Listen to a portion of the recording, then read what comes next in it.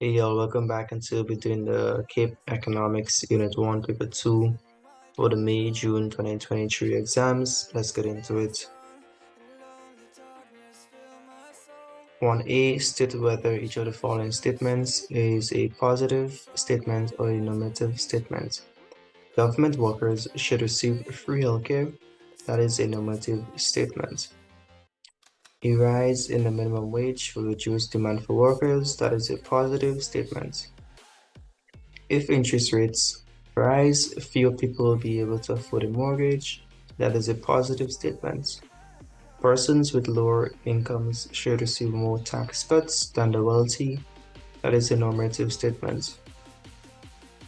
Statement 1 and 4 are normative statements because they express opinions and value judgments about what should or should not happen. Statement 2 and 3 are positive statements because they describe factual relationships or make predictions that can be tested and observed. B. Using a well-labeled indifference curve diagram explain the concept of consumer equilibrium. We have on the y-axis apples, on the x we have oranges, we have the budget line, and we have the indifference curve 1, 2, and 3. Consumer equilibrium is a fundamental concept in microeconomics. It represents the point at which a consumer maximizes their satisfaction given their budget line or budget constraint and the prices of goods and services. This concept finds a clear illustration in the indifference curve diagram above. Consumer equilibrium occurs where the highest attainable indifference curve is tangent, just touching the budget line or to the budget line, a budget constraint. In this situation, the consumer has allocated their budget to maximize their satisfaction, given the prices of apples and oranges.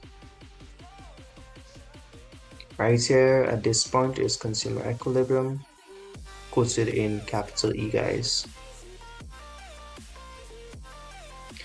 Part C, using a well-labeled market equilibrium diagram, analyze the impact of an agricultural subsidy on the banana industry. On the y-axis, we have price. On the x-axis, we have quantity. And we have our demand curve sloping downwards from left to right, and our supply curve sloping upwards from left to right. When the government introduces a subsidy, it financially supports banana producers, effectively reducing their production costs. This results in an outward shift of the supply curve, indicating an increase in the quantity supply of bananas. The diagram illustrates this shift to the right. On the demand side, consumer behavior remains mostly unchanged because the subsidy primarily benefits producers. However, consumers may indirectly benefit from lower prices due to the increased supply. Therefore, the demand curve remains relatively stable. The intersection of the supply curve and the unchanged demand curve results in a new equilibrium point, E sub 1, marked by a higher quantity of bananas produced and lower prices. Lastly, the magnitude of the impact of the banana industry depends on the size of the subsidy. A larger subsidy will lead to a more significant increase in supply and a more pronounced decrease in consumer prices, benefiting consumers more. However, this may also result in surplus production, and the government will incur higher subsidy costs. Conversely, a smaller subsidy will have a more modest impact on the markets.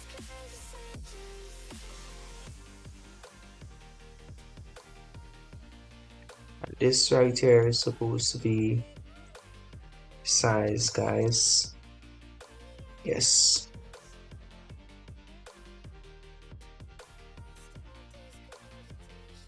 Module 2, 2A, differentiate between private costs and social costs.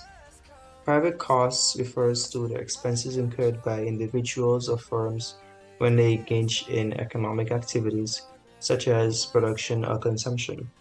These costs are incurred directly by the participants in the activity. Private expenditures include explicit costs like wages, as well as implicit costs like the opportunity cost of using one's resources in a particular way. Conversely, social costs encompass the total costs associated with an economic activity, including the private and any external expenses imposed on society. In addition to expenses borne by individuals or firms, social costs also consider the negative externalities or spillover effects that affect third parties who are not directly involved in the economic activity. Part B, explain each of the following types of revenue. Total revenue. Total revenue represents the income generated by a company from selling its products or services over a specific period.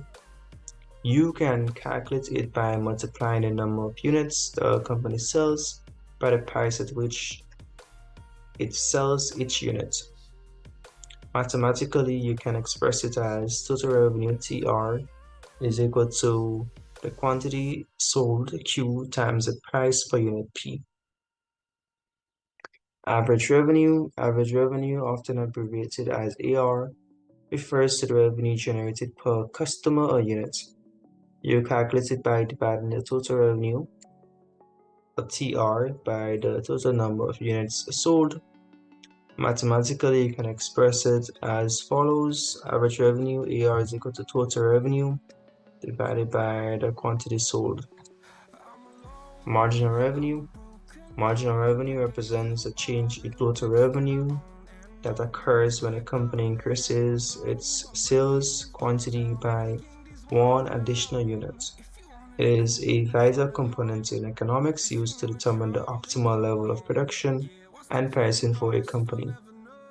Mathematically, you can express marginal revenue as MR is equal to the change in total revenue divided by the change in the quantity sold. Part C, discuss how each of the following measures could correct externalities arising from carbon emissions, taxes, subsidies, tradable permits. Firstly, taxation is a widely used tool, a policy tool, I should say, to address the negative externalities of carbon emissions. By taxing carbon emissions, governments can internalize external costs and incentivize polluters to reduce their emissions. The tax creates a financial disincentive for businesses and individuals that emit carbon dioxide and other greenhouse gases into the atmosphere. As the tax increases the cost of emitting carbon, it encourages the adoption of cleaner technologies and more energy-efficient practices, ultimately reducing emissions. Additionally, the revenue generated from the carbon tax can fund renewable energy projects and public transportation be used to offset the economic impact on low-income households, making it a potentially progressive policy measure.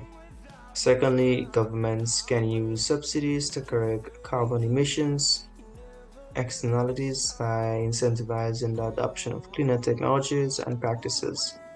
Governments can offer financial incentives, such as subsidies or grants, to individuals and businesses investing in renewable energy sources, energy efficient appliances, or low emission transportation.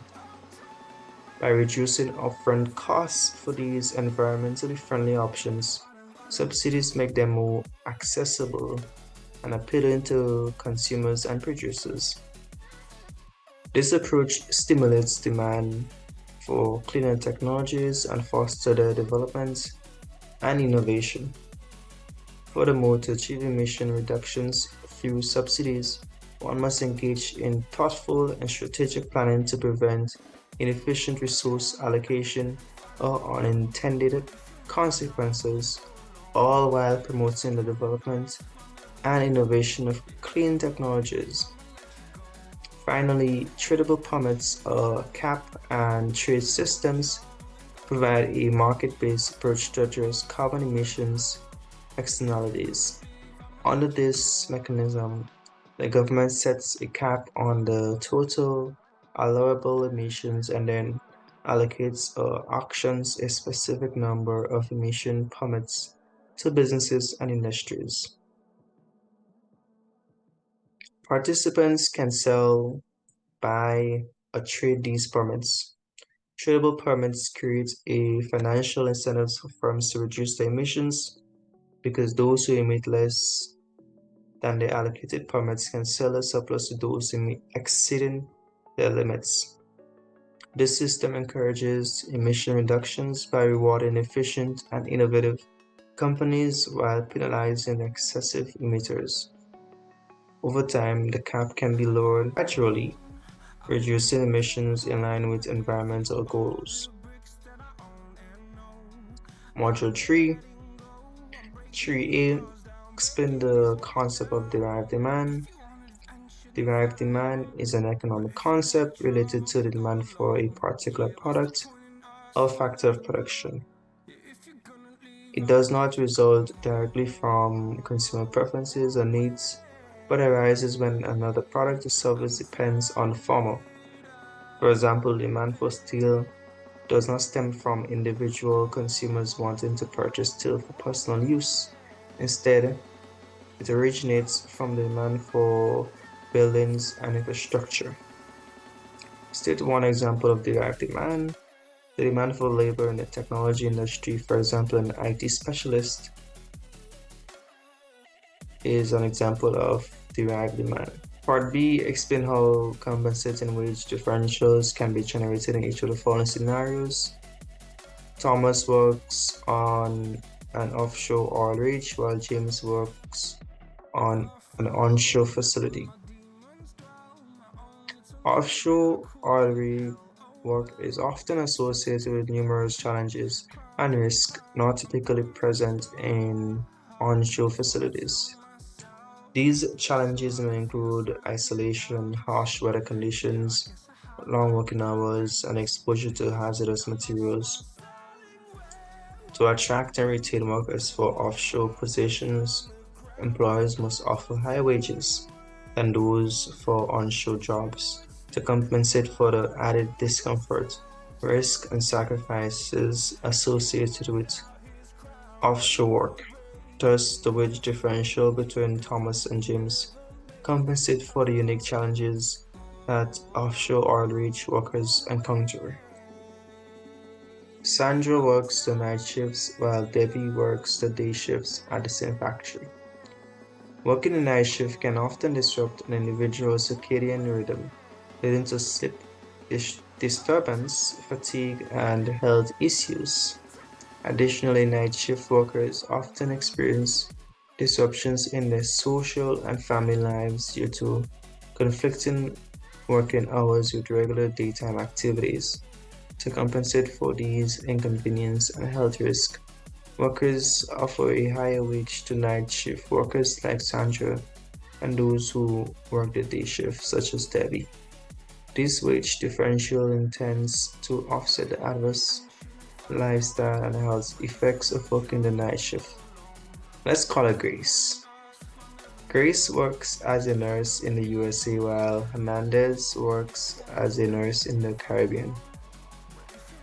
Working as a nurse in different geographical locations can result in significant wage differentials due to variations in the cost of living, healthcare infrastructure, and overall job conditions. Nurses in the US often earn higher wages compared to those in the Caribbean because the cost of living, including housing, education, and healthcare, is generally higher in the US.